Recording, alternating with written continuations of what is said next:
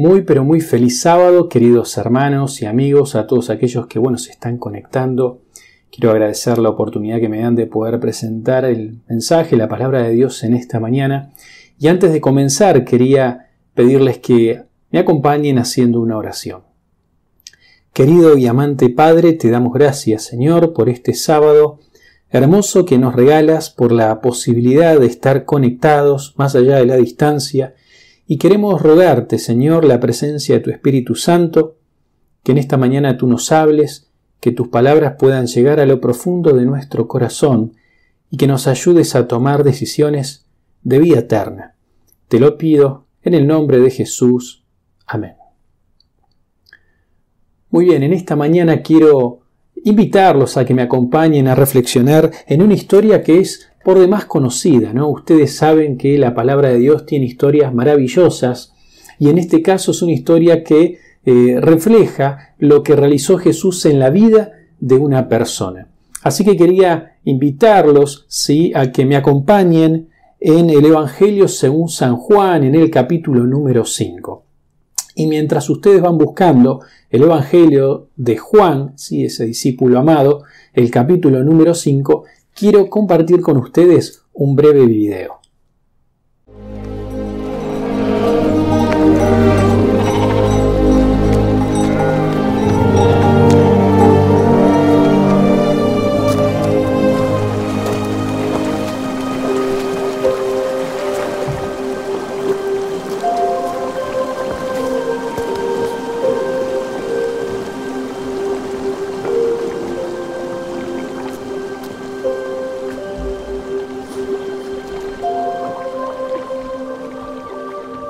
¿Quieres ser sano? Señor, no tengo a nadie que me lleve al estanque cuando se agita el agua, porque mientras yo voy, otro desciende antes que yo.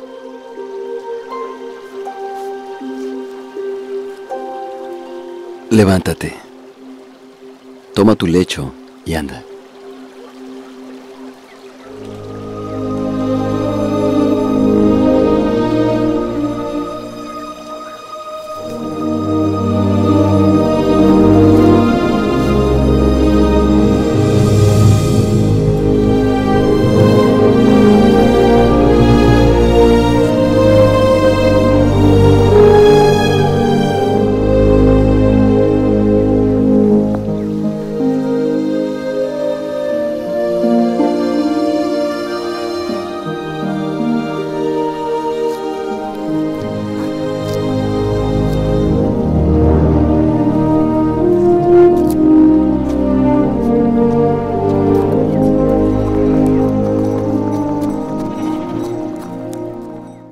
Qué hermoso video, ¿no? Qué relato maravilloso que tenemos hoy para poder estudiar juntos. Dice la palabra de Dios allí en el capítulo 5, ¿sí?, de San Juan, el versículo 1. Después de estas cosas, había una fiesta de los judíos y subió Jesús a Jerusalén. Y hay en Jerusalén, cerca de la puerta de las ovejas, un estanque llamado en hebreo Betesda, el cual tiene 5 pórticos. En estos yacía una multitud de enfermos, ciegos, cojos y paralíticos que esperaban el movimiento del agua. Dice el versículo 4, porque un ángel descendía de tiempo en tiempo al estanque y agitaba el agua, y el primero que descendía al estanque después del movimiento del agua quedaba sano de cualquier enfermedad que tuviese. Y había allí, dice el versículo 5, un hombre que hacía 38 años que estaba enfermo. Y cuando Jesús lo vio, supo que llevaba mucho tiempo así, y le dijo, ¿quieres ser sano? Bueno, la historia se da lugar, cita allí en el estanque de Betesda. Betesda, que significa puerta de la misericordia. Este estanque no era uno más, realmente era un estanque magnífico, ¿sí? Pero la palabra de Dios dice que allí se reunía una multitud de enfermos. Este estanque era utilizado para rituales religiosos. Era en ese estanque donde las mujeres que habían dado a luz iban para purificarse. Era ese mismo estanque el que acudían las personas que habían estado en contacto con algún muerto para la purificación. Era ese mismo estanque el que se empleaba cuando las personas llevaban a sus animales para el sacrificio, para la purificación, para lavar a esos animalitos. Y claro está, dado los rituales que se hacían en este estanque, y si podemos sumar alguna sanidad que pudo haberse llevado a cabo, bueno, por lo que hoy conocemos como la hidroterapia, había llegado a ser conocido como un estanque milagroso, ¿sí? Como un estanque donde se producían milagros.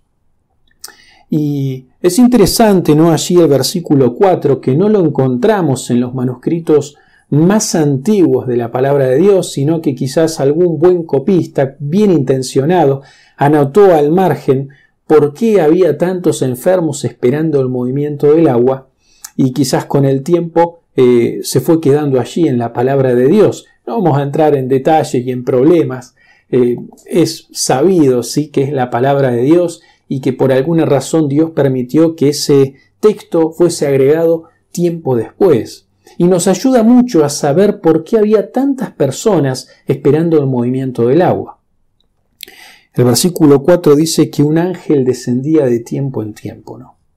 Y lejos de Betesda hacer la puerta de la misericordia, realmente el plano era aterrador. Era un lugar de miseria, de angustia, donde había toda clase de enfermos. Y aparentemente, ¿no?, según la leyenda, este ángel era un tanto limitado. Era un tanto limitado porque solo podía sanar al primero que ingresara al agua. Por ende, salvo que sea por la ayuda de alguien, el primero que iba a llegar al agua era el que menos enfermo estaba. Y era un lugar donde la gente se pisoteaba, ¿sí? Era un lugar donde no había solidaridad, donde lo único que le primaba era la ley del más fuerte. El primero que llegaba, ese se curaba. Pero lo más extraño es cómo la gente puede llegar a creer en estas cosas, ¿sí? A veces la necesidad, el deseo, el anhelo de poder curarse, o curarnos incluso, nos lleva a pensar o a hacer cualquier cosa. Yo pensaba, ¿no?, sin hablar ni de mi abuela ni de mi madre, pero cuántas veces los consejitos de la abuela, ¿no? Cuántas veces uno ha ido a un cumpleaños de niño y que come de todo, ¿no? Come palitos, papas fritas. Bueno, no vamos a seguir, ¿no? Pues este horario se puede complicar, pero cuántas veces uno hace un desarreglo de niño, come de todo, caramelo, chupetín, lo que venga, mezcla dulce, salado, después vienen los dolores propios, ¿no?, del estómago, y la abuelita diciéndote la única manera de curar el empacho es tirando el cuerito, ¿no? Date vuelta. Bueno, cuántas cosas hay de esas, ¿no? Que para curarnos con un resfrío hay que hacer una sopa de pollo. Bueno, para curar un orzuelo hay que frotar allí un anillo de oro. Bueno, un sinnúmero de cuestiones, de mitos. Hay algunos que bien podrían ayudar un poco, pero la gente cree, ¿no? La gente tiene la necesidad de creer. Y la Biblia nos dice que allí había un montón de personas, un sinnúmero de gente esperando el movimiento del agua. Y que lejos de ser la puerta de la misericordia, un lugar donde había alegría, donde podría primar el amor, la paz, la tranquilidad, era un lugar siniestro, donde había muchas personas que hacía años que estaban allí tiradas, relegadas de la sociedad, esperando el movimiento del agua. Es que había un movimiento del agua, gracias a los vasos comunicantes internos, subterráneos. Eran como dos masas de agua, pero que internamente se conectaban. Por eso el nivel a veces subía y bajaba. Pero ¿cuántas personas creían en esto, no? ¿Cuántas personas depositaban su fe, su esperanza en un mito, en una leyenda? Y Jesús pasa por allí. Y dice la palabra de Dios allí en el verso número 5, que se encuentra con un hombre y hacía 38 años que era paralítico, que no caminaba. Y no sé si alguna vez te tocó pasar por un quirófano, ¿sí? Y luego de pasar por la operación, algunos días estar internado. y depender de una enfermera o de familiares para todo, para comer, para hacer las necesidades, pero realmente es muy triste, nos duele, nos da vergüenza. Imagínense una persona 38 años en estas condiciones. Y la palabra de Dios es clara al afirmar que esto fue evidentemente por algún pecado. Es difícil pensar y decir, bueno, ¿cuál fue el pecado que llevó a la persona a estar en esta condición? Me pasa el tiempo y no se me ocurre. Digo, ¿qué pecado pudo llevar a esta persona a estar en esta condición? Es difícil pensarlo, pero lo que queda claro es que esta persona hacía 38 años que no caminaba, que se arrastraba, que dependía de la gente para poder comer, para hacer sus necesidades. ¿Cuántas veces se haría hasta encima? Una persona sumida en la miseria, ¿no? Pienso quizás en un principio, cuando esto todavía estaba fresco, habrá buscado soluciones. ¿A cuántos médicos habrá recurrido? ¿Cuántas recetas de la abuela habrá probado? ¿Cuántos remedios caseros para tratar de solucionar este problema? Y ahora casi ya estaba resignado, tirado en este estanque, esperando el movimiento del agua. Y Jesús pasó aquel día y se encontró con este hombre, y la Biblia dice que supo que llevaba mucho tiempo en esa condición. Jesús podría haberlos salvado a todos, en el contexto de curarlos. Sin embargo, elige a uno. En contraposición a la leyenda de esos tiempos, ¿no? El más rápido, el primero, el menos enfermo que iba al agua. Jesús elige al más enfermo, al que hacía más tiempo que estaba en la condición de enfermedad. Y le hace una pregunta que es un tanto extraña, ¿no? La pregunta dice en el versículo 6, ¿quieres ser sano? Ustedes han visto que hay preguntas y preguntas. Preguntas que abren un diálogo, que rompen un hielo, que nos permiten interactuar con alguien que quizás no conocemos tanto. Pero que hay preguntas que hacen exactamente lo contrario. Y yo tengo que confesar que la primera vez que leí esta pregunta, es como que dije, pero ¿cómo le va a preguntar eso? Qué desubicado. ¿Cómo no va a querer curarse? Una persona que estaba en un lugar que era lo más parecido a un hospital, todos enfermos, todos esperando su turno, su momento. ¿Será que es posible que haya una persona que no quiera sanarse, que no quiera curarse? Pero vamos a entender que la pregunta de Jesús impone respeto, que la pregunta de Jesús en realidad es una pregunta por respeto. Y lo primero que yo encuentro en la pregunta de Cristo es que Jesús no hace nada sin nuestro consentimiento. Apocalipsis dice, yo estoy a la puerta y llamo. Pero esa puerta tiene un picaporte del lado de adentro. Y solo si nosotros le permitimos ingresar, es que Él podrá orar en nuestra vida. La pregunta de Jesús nos enseña que no todos desean curarse. Que hay muchas personas que van al médico solo para que les den una pastilla. Que cuando el médico le dice, mirá, si tu problema es tal, vas a tener que empezar a dejar de consumir esto, vas a tener que empezar a salir a hacer ejercicio, vas a tener que bajar un cambio. No, dale. ¿Dónde está la pastilla? Dame esa pastilla que me arregle este problema. Muchas veces queremos que se nos cure de las causas, pero que no se nos toquen las consecuencias.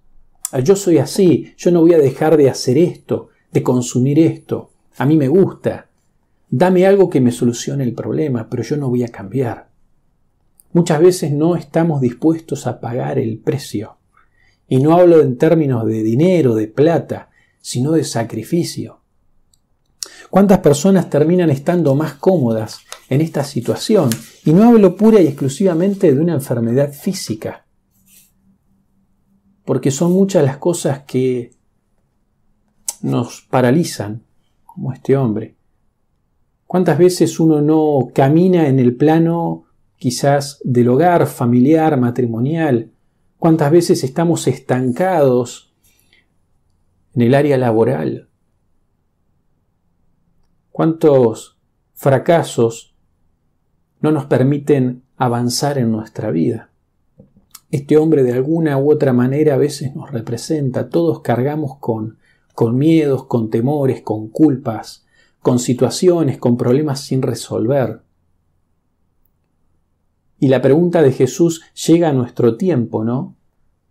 Como alguien que quiere obrar en nuestra vida un milagro, un cambio, pero que también ese milagro y ese cambio de alguna manera depende también de nosotros. ¿Quieres ser sano? La pregunta de Cristo, ¿no? ¿Quieres ser sano? Y la respuesta nos va a revelar dos cosas. Allí tenemos en la respuesta, ¿no? En el versículo número 7, este hombre le dice: Señor, le respondió el enfermo, no tengo quien me meta en el estanque cuando se agita el agua. Acá vemos dos cosas, ¿no? El texto sigue diciendo y termina: y entre tanto que yo voy, hay otro que va antes que mí. En primer lugar, este paralítico que dice: no tengo a nadie. ¿Quieres ser sano? No tengo a nadie, estoy solo. Como este hombre revela que quizás su único problema no es el hecho de no poder caminar, sino de sentirse solo. Y yo quiero que ustedes, con su imaginación, viajen en el tiempo a lo que habrá sido ese estanque, ese lugar. Recién veíamos allí en el fragmento de una película, un mundo de gente, ¿no? Pero una persona que se siente sola, no tengo a nadie. Esto significa que podemos estar rodeados de personas y sin embargo sentirnos solos. Esto significa que no hace falta estar solo para experimentar la soledad, uno de los grandes males de estos siglos. Y podemos pensar desde esa abuelita que dice: solo me llama cuando necesitan algo. Solo me llama cuando necesita algo. Hasta aquellos jóvenes que están rodeados de gente, pero se sienten solos. Hoy la tecnología, lejos de acercarnos, nos está alejando.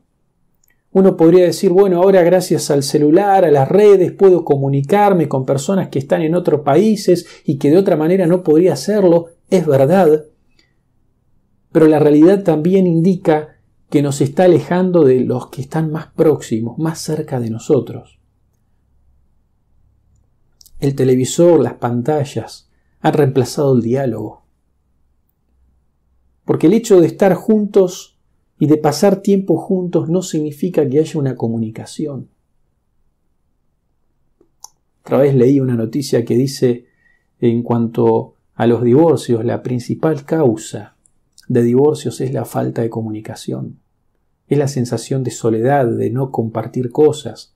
Podemos estar compartiendo una casa, un techo, tiempo, pero falta comunicación, falta diálogo. No tengo a nadie. Maestro, Señor, no tengo a nadie, estoy solo. Y es posible que alguno esta mañana también se sienta solo.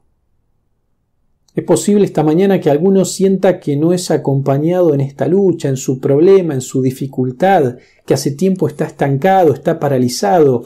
Quizás el problema no tiene que ver con el trabajo, quizás el problema no tiene que ver con la familia, pero capaz que estamos paralizados espiritualmente. Que hace tiempo que somos cristianos, que conocemos la verdad, que sabemos lo que hay que hacer, pero no tengo ganas. No tengo ganas de hacerlo. No tengo ganas de leer la Biblia, de orar, la lección. No sé cuál puede ser el problema, cuál puede ser el Bethesda que puedas estar teniendo en tu vida, en tu experiencia. Pero este hombre reveló que en primer lugar se sentía solo. En segundo lugar dice, no tengo a nadie que me meta en el estanque. O sea, la fuente de toda su esperanza pasaba por el estanque. Y ese es otro de los problemas. Muchas veces no resolvemos las dificultades, los problemas, porque intentamos mal, porque no le estamos dando al clavo, hablando en criollo. No se trata simplemente de intentar, sino de cómo. ¿Qué o quién es mi fuente de esperanza? Jesús no lo recriminó. Jesús no le dijo, mirá, es que el problema es que justamente estás poniendo tu fe, tu esperanza en algo que nunca te va a cambiar. Jesús simplemente le dice allí en el versículo 8, levántate, toma tu lecho y anda. Y la verdad que podría haber sido muy difícil para una persona cumplir la voluntad de Cristo. Este hombre podría haber puesto peros. Pero Señor, si hubiese sido tan fácil ya me hubiera levantado. Hace 38 años que no camino. Pero esto nos enseña que Jesús tiene poder, que hay poder en la palabra de Dios. Y que en la medida que uno confíe sin poner peros, las cosas van a cambiar. Las cosas van a cambiar. Quiero compartir con ustedes una cita allí en el deseado de todas las gentes. En la página 172 dice lo siguiente: Jesús no le había dado seguridad alguna de ayuda divina. El hombre podría haberse detenido a dudar y haber perdido su única oportunidad de sanar, pero creyó en la palabra de Cristo y al obrar de acuerdo con ella recibió fuerza, recibió fortaleza. Yo quiero invitarte esta mañana a que puedas creer en el Señor, a que puedas creer en la palabra de Dios, a que puedas aplicar lo que la Biblia enseña en tu vida, a que puedas entregar aquel Betesda, aquel lugar que necesita un milagro de Dios, aquella área de tu vida que hace tiempo no camina, no funciona. Que podamos dejar de poner nuestra esperanza, nuestra fe en las cosas de este mundo, porque son pasajeras. Que nuestra fe, nuestra esperanza pueda ser afirmada en el nombre de Cristo. Y sin duda que si una persona que hacía 38 años que no resolvía un problema y lo logró hacer, ¿cómo no lo hará el Señor también en tu vida? Yo no sé si el problema puede ser algo físico, puede ser algo espiritual, puede tener que ver con algún vicio, con algún problema en el hogar, interpersonal. Pero lo único que sé es que Jesús es la única esperanza. Venimos hablando la mayor esperanza, que transformó la vida de este hombre y por qué no también puede transformar tu vida. Por eso quiero invitarte en esta mañana a creer, a confiar en el Señor, a hacer de Jesús la mayor y la única esperanza. Que el Señor te bendiga.